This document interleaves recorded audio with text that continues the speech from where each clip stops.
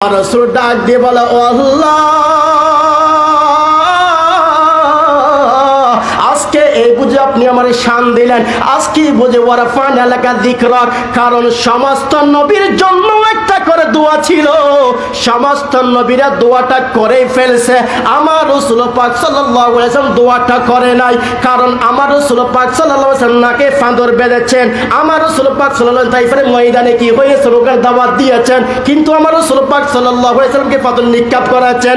ওই সময়ের মধ্যে যদি আমার আল্লাহ রাসূল পাক দোয়া করতো আল্লাহকে, কিন্তু আমার আল্লাহ জিবরাইলের মাধ্যমে আমার রাসূলকে সহযোগিতা করতে, জোরে বলুন না আল্লাহু আকবার। কিন্তু আমার রাসূল পাক সাল্লাল্লাহু আলাইহি ওয়াসাল্লাম করে নাই। আমার রাসূল পাক এত কষ্ট দেওয়ার পরও, এত কষ্ট দেওয়ার পরও আমার রাসূল পাক করে নাই।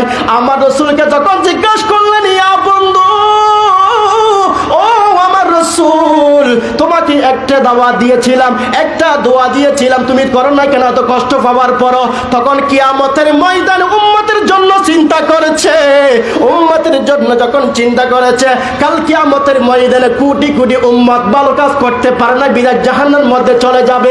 ওই কানের মধ্যে আমি রাসূল দোয়াটা করে আমার উম্মতকে জাহান্নাম থেকে জান্নাতি করে দেওয়ার জন্য দোয়াটা করি নাই। বরগরি হো আল্লাহু আকবার, আর কেন বরগরি হো না আল্লাহু আকবার।